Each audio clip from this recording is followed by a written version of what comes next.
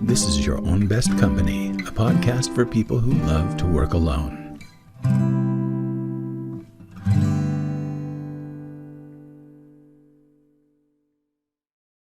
Hey there, everybody. Franklin Taggart here, and this is Your Own Best Company, a podcast for people who love working alone.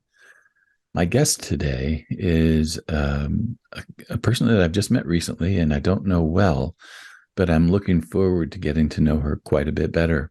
Laura Livingston and I shared a breakout room in a mixer recently, and some of the things that she talked about in that 2-minute breakout, I felt like, wow, this person is somebody that I need to talk to. And so things progressed, and here we are having a podcast interview. Laura, welcome. Welcome to Your Own Best Company. I'll introduce you a little bit more in detail here in just a minute, but welcome. Thank you. And I had the same experience, Franklin, of you. And I think that's very typical, right? When you have a powerful experience of someone, they're probably also having a powerful experience of you. And so Thank you for the connection and for bringing me on. I'm happy to be here. Well, I always look for resonance, and that's one of the things that I experienced. And as I started to read more about you on your website and to read the bio that you sent in, I'm not surprised that there's resonance here. A little bit in common. Let's talk a little bit about Laura is helping people navigate creative pivots and transitions in their entrepreneurial journey. She brings 18 years of experience in corporate as an HR and change management consultant. And she is now working primarily remotely from a wonderful spot called Roatan, Honduras, a place that I've actually never heard of. And as I told her in the pre-show conversation, it's not on the way to anywhere that I'm going, but so it's not like I'm going to accidentally stop there unless the jet really has the plane has to really be in a bad trajectory for me to end up there, unless I'm intentionally going to visit. But she helps people find fulfillment and to do the work that they love to do. And those of you who have listened to me at any length over the years know that that's an important piece for my work as well. So Laura, can you talk a little bit about the 18 years in HR and change management? That had to be a pretty lucrative position, I would guess, in terms of, the suite that you in the suite where your office was and the perks that went along with it. I would guess that a job like that would have a lot to be desired. That's an interesting way to put it. Yes and no. I as a consultant, I oftentimes did not have a desk, changed desks or offices, because I was oftentimes not all of those 18 years was consulting. I also was, quote unquote, in-house for several periods of time. But the consulting piece in particular sounds so much more glamorous than it actually is. There was actually, my favorite story is when I was on a team working in Mexico City for a very, very, very big global company. And we couldn't find a place to meet that was available, us as consultants, where we could meet. And so we were losing our internet connection. And so we actually met and put our laptops on the trash cans. There was like a ledge over the trash can, and we had our laptops on the trash cans, and we had a meeting, and we were like, this is what people don't think consulting is. If they only knew, right? If they only knew where their consultants were having their private meetings. Yeah, I need to call my limo from the alley. Yeah, exactly. and it did, to be fair, it did run the gamut to, fancy dinners and those kinds of things too. But yeah, it was, quote unquote, boots on the ground from a corporate perspective, always in somebody else's house. Yeah. And you get put where you get put. So I rarely had an office, actually. So was the company actually a consulting firm? I've worked for consulting firms, and then I also was on my own consulting as well. So yeah, and then I was an employee as well for a period of time. all of the above. Nice variety of experiences to bring to the table then. I'm really curious. How long now have you been doing your own coaching? Great question. I've been 5 years now, just celebrated 5 years. So. What was it that was kind of the last straw that said, I really need to put this behind me and move on to something that's a little bit more meaningful? What was the last straw? Well, the technical last straw was I lost my job. Oh, okay. But the first last straw was probably about 4 or so years before that, where I, at the time, I was on my own and I was freelancing. So I would work for a big project for maybe a year or two. And then even if you have a relationship with a big company and a contract, you have to leave for a period of time so that you don't create some co-employment problem. And so anyway, long story short, there's a max that you can work as a contractor, and then you have to quote unquote leave and take a cooling off period and come back. And so I was in my cooling off period and I was traveling. And that worked great for me because I would just work myself to death and then I would go, travel the world for a few months and clear my head. And it was the first sabbatical when I cleared my head and went, I don't want to do this anymore. And I realized and it took me 4 years to leave, mainly because I just didn't know what I wanted to transition to. And I am and was single and the only person earning my bread. And so, had I had millions of dollars in the bank, I would have just quit and taken time off to figure it out. But I did that parallel process. Let me figure it out while I'm finishing my career, which took 4 years and maybe 5. Well, let's just call it graduate school. Yeah, exactly. Life graduate school. But one of the things that really, I think, was confusing for me is, and I see this in my clients now as an entrepreneur for myself, and then with other people, with my clients, is like, I was intellectually challenged by my work. I didn't dislike my job.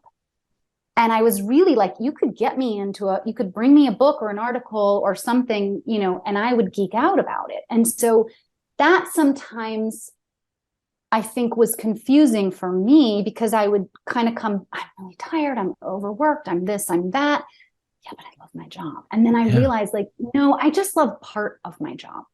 I just love a piece of what I'm doing. And that piece over time, as I paid attention, got smaller and smaller and smaller and smaller. And it wasn't worth the love. It wasn't worth the negative, the negatives and the positives started to outweigh each other. But it really was time away, honestly, to clear my head, where I realized I had felt it kind of coming and I wasn't really listening to myself until I took the time away from work and started listening. Very good. What was the process that you went through to kind of discover the people that you wanted to work with? I did a lot of things in that 5-ish year period. I worked with coaches. I pursued several different, I got my yoga teacher training certification. I actually went back to school online and started taking prerequisites for occupational therapy because I thought I wanted to do something in the physical realm. And so I think my process more than anything was trying stuff out. So kept my 9 to 5, which was more than a 9 to 5. And then on the side, I was either in a therapist's office or working with a coach or taking a class of some sort, reading books about other things, because I knew that, or I thought that my pivot makes plenty of sense now in hindsight. But at the time, I really thought I wanted to do something really different. And so it was really just experiencing things and trying things out. And I'm pretty tuned into my body, relatively speaking. And I find that my body I can walk into a restaurant and be like, oh, I don't know why, but I just don't want to be here. Or the opposite, right? Oh, I'm in a little breakout room with Franklin. And in 2 minutes, I just feel somewhere in my body that I want to keep talking to this person. Yeah, same here. And so putting myself in those positions, go somewhere and see what your body telling you. For me, it's experience that always brings me to my answers. And that's always been the case for you? I mean, is that something that you've been able to trust Hmm. most of your life, or is it something that you've had to cultivate? I think it's a little of both. Like you start to notice something is working for you, and then you pay attention again and you cultivate it further. Yeah. I've always been able to make big change in my life um, fairly easily. I mean, big change is hard. I'm not going to sugarcoat that, but I've always just kind of known when something was big stuff was right, relationships, location. I've moved around a lot. I've changed jobs a lot. Yeah. I've always just kind of known it's time to go now. I Yeah. might not know where I'm going, but it's time to go. Or in the case of moving here, I wasn't ready to leave, but I found a place that I was like, oh, I guess I'm going here now. I just feel it, intuitively feel it. So I have Yeah. always been intuitively led. So Pretty your strong. intuition allows you to make big decisions quickly then. And the fallout you have to Yeah. deal with later, but you're able to get to the decision point fairly easily.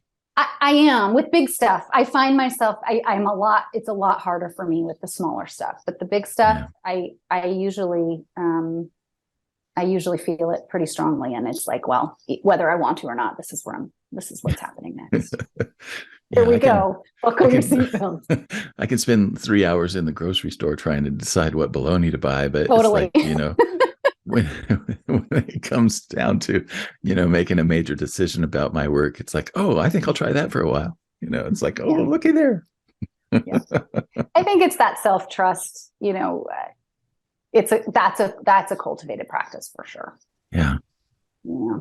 So you've wound your way into working Mhm. mostly with entrepreneurs, and Yeah. talk to me about what is it about entrepreneurs that you get excited about? I have found myself for my whole life. I'm always interested in people that are doing work that they are like so clearly magically gifted in. And I believe that we all have something or things that we just are really, really not just good at, but that's just really our zone of genius, our special magic, our unique purpose, whatever you want to call that. Yeah. And I think people can talk about terms like we can get wrapped around like, are you doing work in your purpose? What's my purpose?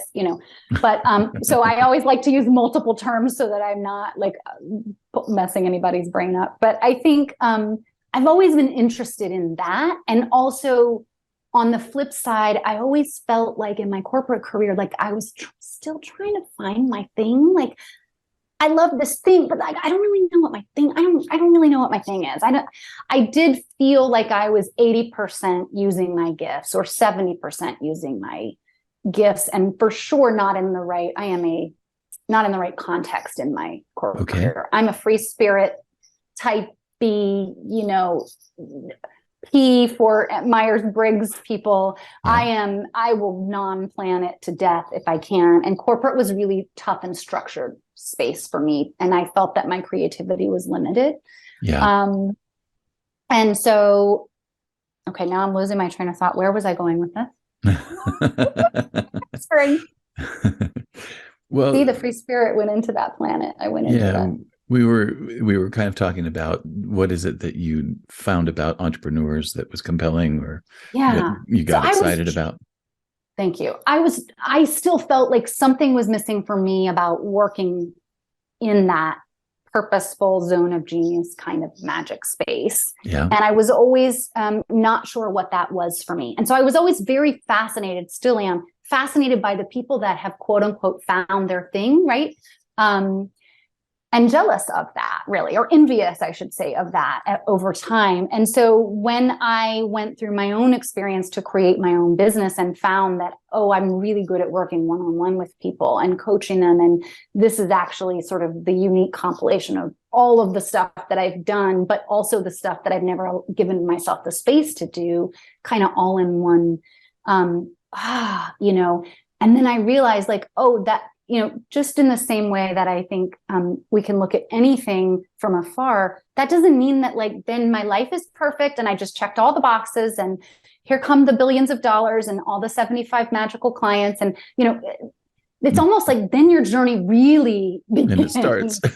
Yeah. And so it started with my personal experience of entrepreneurship. As I don't have children, and I know a lot of people talk about having kids as like a huge personal growth journey, like it or not, you're gonna be thrown into the depths of your own mindset and challenged in ways that not many other things in life will do. And I think entrepreneurship is very similar. And so it started with my own kind of moment in that first year of entrepreneurship. And I just honestly, the first waves of clients that came to me in the beginning happened to be entrepreneurs. And I realized that those were the people that had sort of already signed up for a journey of personal growth. And even though I'm a business coach, I really feel that at my heart, I'm a mindset coach. I really care about your growth as a person. And then let's try to get your business lined up to that. And so I think entrepreneurs are people who have already taken big leaps just to start a business. That alone puts you in a space that not many people are willing to go to. There's a courage, I think, required. Oh yeah, absolutely. And I will just preface this with, for me, the work, and you talked about this in the intro, but for me, the work is working with people who do work that they love. And I think those are your audience too. This isn't just any entrepreneur who's just trying to make a quick buck, but I think that may or may not be a personal growth experience. But if you're doing work you love, I think, I think it's a big journey. It's a big journey to start the business. It's a big journey to stay in the business. And it's a big journey to hold your own to your own integrity and to the integrity of your work, to be able to do it in a way that goes back to my two number one values, which is fulfillment and impact. Like, then you can really enjoy what you're doing, and make a deep impact on the world. And to me, it all goes together. And so ultimately, I think my short answer to your question is, I was deeply searching for meaningful work, and I wanted to work only with people. I had helped the big companies, right, make extra dollars and do all the things they wanted to do. And that was not my mission. And so I wanted to help people that had that purposeful mission. So. Oh, wonderful. Yeah, thanks. Yeah, there's another resonance for us right there. I always talk about that people who work out of alignment with their gifts tend to suffer in a very special way. And I'm all about eliminating that suffering from our lexicon of experiences. So you hit me deeply with that one. Yes. Feels like it, right? 100%. Yes. So true. So the thing that I'm really curious about is, like, you started 5 years ago developing this coaching business. And I don't know, do you call it a practice or a business or both? Both. I think I started off more with practice, and I call it more a business now. Yeah. But I will use both. Yeah. I'm really curious. You talked about as people started to show up. How did people find you? In the beginning, I was doing a lot of networking, which was in person at the time. And I had, so I actually started my business out as sort of a blend between a hypnotherapist and a coach. And so I had people that were finding me on searching for hypnotherapy. Right.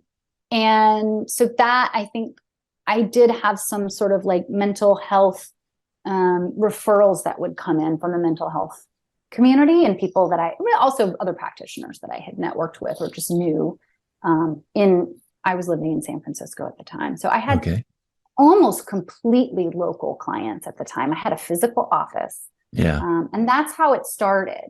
And then I moved more into coaching, very quickly figured out, okay, I'm working with entrepreneurs. I'm actually less of a hypnotherapist, and I'm not a hypnotherapist anymore. And now I'm, really got to own that coach label and really call myself what I am. And then over time, and then eventually I moved here, and it was, in-person stuff is out the window. Livingston, you're going to have to do this online thing that people are doing. And I had a social media, business account. I just was I would say it was 10% of my marketing efforts, and then it switched to 100% when I moved here. Yeah. What social media platforms are your primary ones? Right now, Facebook, Instagram, and LinkedIn. Okay. Um, Tell me a little bit about owning the coach label. Talk to me Mm. about how long did it take for you to gain some comfort around that? I don't remember exactly when I shifted. It was probably,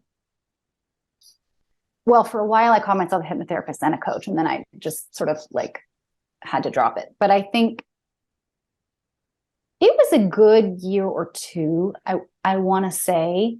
Yeah. And I really I really struggled with it because I feel like the negative side of coaching of the industry is anybody, like, it's not, the beautiful thing is it's not regulated. The negative thing is that it's not regulated. And so anybody can slap a coach label on themselves, and I think and put their work out into the world. And that's not, again, that there's a blessing to that and a curse to that. But I didn't want to just slap a coach label onto myself. And I'm also like kind of a rebel, and I don't like to be like other people. And so it was also like my rebellious, like, I'm so special and different. Like, I'm going to be something else. And I'm very big on helping my clients like own their uniqueness.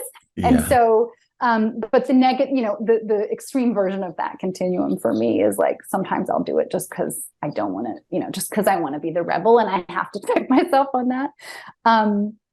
But it was honestly, it was a process of paying attention to what I do, even reading some of my testimonials that my clients had written and say like, she's saying I received coaching, she's saying this, and some of the referrals that came in where people would say, I thought you were a coach. What are you, just start to pay attention to what, what's coming at you. But I do have a certification. It's not an ICF coaching certification. But I have also millions of other training courses under I'm a crisis counselor. I have all kinds of other skills. I was an executive coach for years. I just wasn't allowed to call it that. Yeah, I was going to say, I think 18 years in corporate and consulting, you can't go away from that without all kinds of like weekend certificates and trainings and things like that. That's my story too. I get it. So it was like, on the one hand, I felt that I needed, the cert to claim it. And then on the other hand, it was also, I want to be like everybody else. I want to just feel like I'm me. And then I also was just like, but just make it easier on people. Call yourself. It finally kind of landed on that. Like, just make it easier on people. Call yourself a coach. Let it go. Yeah. So. Well, I tried to use other words for many years. Like, I'm a guide. I'm a, Yes, mentor. Yeah. And then they would always say, you mean like a life coach? Yeah. Yep. I guess so. Yeah. I guess I am. Own it. Let it go. I'm living in the van by the river, just like the guy on Saturday. Exactly. Yes, Chris Farley. Yes. I'm the motivational speaker. In any case, let's move a little bit into the idea. One of the words that is prominent in your description of your work is helping people through a process of pivoting. Now, I asked your permission before we started this conversation to talk a little bit about how pivoting has gotten kind of an odd reputation in relation to the pandemic, because at the beginning of the pandemic, when everybody was kind of in quarantine and panic mode, pivot was the word that everybody was kind of tossing around. And there were a lot of people that actually started to get really mad about it. Yes. But I think that you have a very lovely and holistic interpretation and perception of what pivot means. And I'd love for you to share that with us. Thank you for saying that. And I love that you brought this. Thank you for asking my permission, but I also love that you brought this up, because I think pivoting has so many definitions. Yeah. Good, bad, and otherwise. And to me, pivoting, I do work around pivots in people's businesses, right? But it can happen in this way in your life as well. Pivoting is just change. Yeah. It's just change. And I think I before I got into consulting, I got a master's degree in organization development, which is essentially the study of change, right? Yeah. What happens to people on an individual level and a group or societal level, all the way in between, when change happens. And I think one of the things that we learned early on was there's change that, quote, happens to you, right? And we can argue about whether we actually think that it happens to us or not, but we'll leave that aside for a second. COVID happened to us, right? Like, not everybody in the world said, this sounds like a great idea. So, so when you think about that, that was a change, for example, that happened to our businesses. And many businesses had to make a change in order to survive, or had to pause, or whatever it is that they chose to do. And that wasn't something we, externally and intentionally chose. But then what I find happens so often, and I do help people with those types of changes and required pivots, for lack of a better word, pivot or die. But I think what not enough people are talking about are the what I call creative pivots that happen in life, the changes that where I think I even said this a little earlier, like where you just sort of feel like something is changing. And sometimes something is changing. Okay, I've been working with these 3 types of people, and I feel that this one group, I just don't love it as much as I used to. So I think I'll just work with these 2 groups, right? It can be that simple. And sometimes it's something's not right and I don't know why. I don't love my work the way I used to, and I don't know why. Or I know a little bit, but I've got to go through some sort of introspective process to figure out what's not quite right anymore, which is why I focus so much on fulfillment, because that will be, for many people, the symptom. Something's got to change. And I think life is a creative process.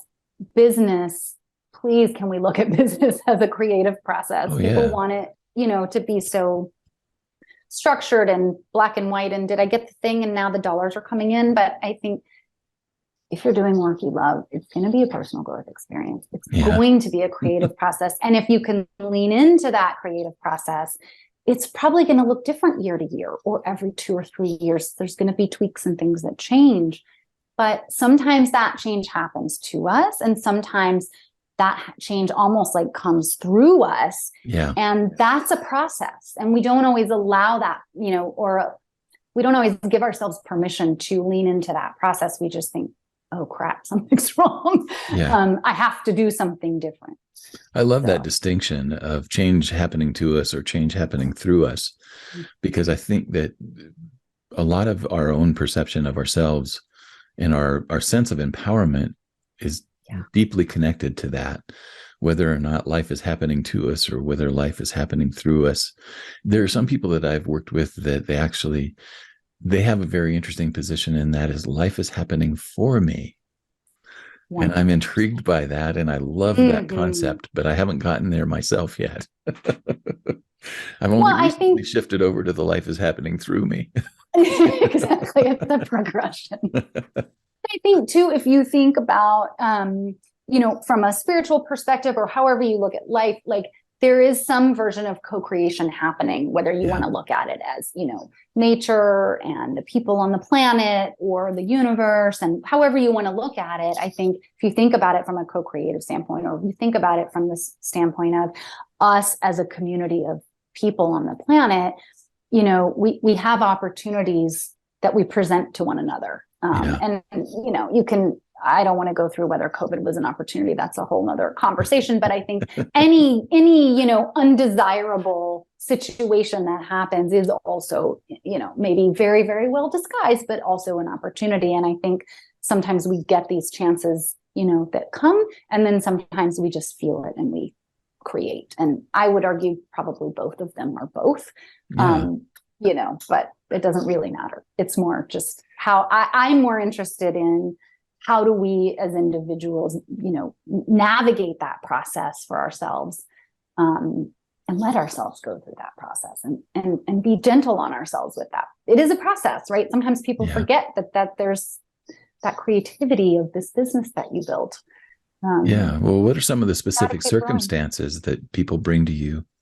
What are some of the most common?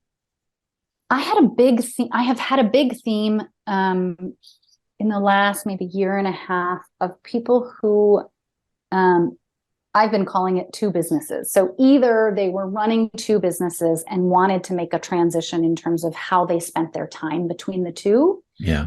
or they were running one business and wanted to start something different. So a full transition of I want to close this and open this. Sometimes it was I want to figure out how to do both in a way that feels better to me.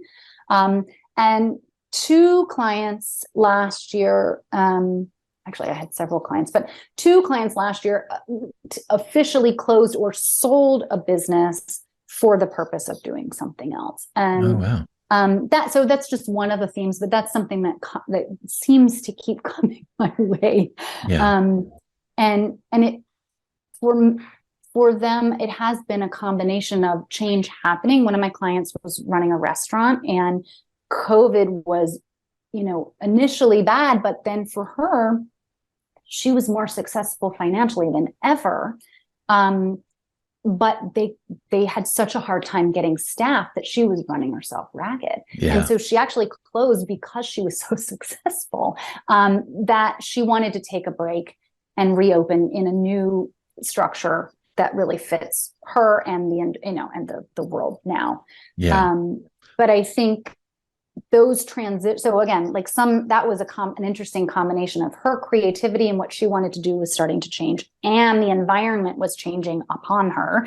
And it was sort of this, okay, let's take a pause and do this with intention and take some time off and enjoy my life and then come back in a new way. And it's all of these, that's an easy example, I think, to get one of my messages across, which is there's no wrong way to do it, and there's no one way to do it. You've just got to find your way, because to close a successful business is kind of a blasphemous thing to talk about. I've had that conversation with several other people recently. Right? It was right for her. Going out on top, kind of a thing. Well, what's really interesting to me is that I know of several food and beverage businesses in my own sphere who went through the same thing with COVID, where it's like they did have to so-called pivot, and they had to start doing their business differently. Their business model and the way that they delivered completely changed for at least 6 or 8 months. And then it kind of hybridized after that, and they had to adapt to that. Struggled to get help after everything was said and done. And it's surprising to me also the number of people that were just faced with those life questions when COVID hit. Am I really doing what I want to do here? Is this all there is? Kind of a thing. And so many people went into that really introverted, reflective, introspective type of experience, whether they liked it or not. And many came out of it saying, I need something to be different, but I don't know what it is. Right. And it sounds like to me that you're really well positioned to work with people who are entertaining those kinds of questions. So and it's also how I've lived my life. So it's something that I can pick up on with other people pretty quickly, and I can find the question of to get to the point of, something's got to change. I may not know what it is, but to just own that first is actually quite transformational, I think. Talk to me a little bit about, there are some people that are probably going to think that something is wrong with them for wanting things to be different, or for not being satisfied with where they are. Talk to me about people in that position. How do you work with them? I think a couple of, that's one of my, thank you, because that's one of my, I don't want to say pet peeves, but it's one of the ways that I know somebody might be a good client for me, because I think it's so easy, especially if you are a solo business owner, right? It's so easy to be in your own, we're all in our own brain, right? Nobody can be in there with us, luckily. But I think I invite everybody. I always say, welcome to my brain. I'm sorry in advance. But it is sort of a crazy place in a good way. And I think it's easy to think, and I think this happens so much with with entrepreneurs in general, it's so easy to think that we're doing something wrong. It's so easy to think like my pivot. I went through a pivot this summer, and I would argue I'm still integrating, and it's at the end of the day, it's tiny little tweaks to my work, but I didn't know what I wanted to change. And I think, and I had to stop myself and say, wait a minute, like, you do this for a living. You help other people. You're where's the you for you, right? Like, and I do have my own coach, but I think like what it really drove home for me was I was judging myself for just honestly going through my own personal creative process wrong. How can that be wrong? And that's why I'm so big on, it's gotta be, part of it is, can we just look at it as a creative process? And then, because you don't like watch a painter paint and say like, well, where's how is it going to turn out? Or you might because you're excited, but like, you're just going to let it evolve into what it becomes. And it's going to look so different, after the first 20 minutes than it will when the painting is complete. And we allow for that creative process, but we don't allow for the creative process within us, or we think, maybe we allow it, but we give ourselves a hard time all along the damn way. And I think looking at it from that perspective can be freeing. It's not easy. And like I said, I've been doing this my whole life and specifically helping people do this for 5 years. And even I, in the middle of my existential crisis this summer, was like, oh my God, why can't I just get this why can't I get it together? Why can't, and I realized, I think the answer is we're just humans, and that's just one of the things that our brains do is we think we're doing something wrong. But I always find freedom in the creative process. I find freedom in thinking about myself as an artist, and like, well, what will come next? Because I've never been one to just do the same thing all the time. Yeah. And that's my impact to the world. But I think it's got to start with following your fulfillment, following okay, this is lighting me up and this isn't. Okay, isn't that interesting? And I think that's the other piece for me is how can we get curious about ourselves and our process? Because what might work for you and what might give you a clue that something's got to change might be different than how I operate and how I kind of clue into my personal clues of, oh, something doesn't feel right. I said, I feel it in my body. You might notice it in a different way. So my body getting is my curious best. about that. My body's the best thermometer I got. It's like it tells me exactly what's going on. I had a guest recently who talked about that her body is her oracle, and I really loved that definition. Ooh, I love that. I thought that was one of the ways to understand it. It's like her body's truth is 100% trustworthy. She can count on it, right? Mm-hmm. And I feel much the same way. If I have that real visceral sense, I can trust that and I can follow it and not look back. It took me a long time to trust that. Totally. There were a lot of folks that kind of tried to override it with reason and just be sensible. No, I'm not going to be sensible. Thank you very much. No. I'm very curious. Yeah, I think so too. It's like everybody says that it's like the number one thing, but for a logical person, I guess it works really well. But for people like me, nah, not so much. Laura, I feel like that again. I feel like that this could easily be the first of many conversations, and I'm going to leave the door open for you to to come back whenever you have something to talk about. But it seems like to me that we could find good topics to relate with each other with a lot of ease. Absolutely. I'm really curious if you wouldn't mind describing the person who is absolutely ready to find you, and how do they find you next? What's their next step? I think if you're ready to find me, you are most likely finding yourself either in the middle of some sort of transition, pivot, change, or you're feeling it sort of, I think sometimes it whispers to us first. So you're like, yeah. And I think this, we're recording this around Thanksgiving time, but like when you start to go, yeah, next quarter or next year or, when you start to go, I'm gonna, that's typically the moments when it's good time to find me. and all along the messy middle as well. Yeah. So if you're feeling it creeping, whether it's a little whisper or a big fat, I'm in the puddle of the mess, I'd love to help you out. And you can find me on LinkedIn, on Facebook, Laura Livingston Coaching, and Instagram, same, Laura Livingston Coaching. Okay. And I can give you my website as well. The website's been up for those who've been watching the video. The website's been up throughout the whole thing. So it's lauralivingston.co. And let's wrap this up by what's the most encouraging thing that you could give to an entrepreneur right now who is experiencing some sense of knowing that change is on the horizon, but they're not quite ready to go there. What's your encouragement for them?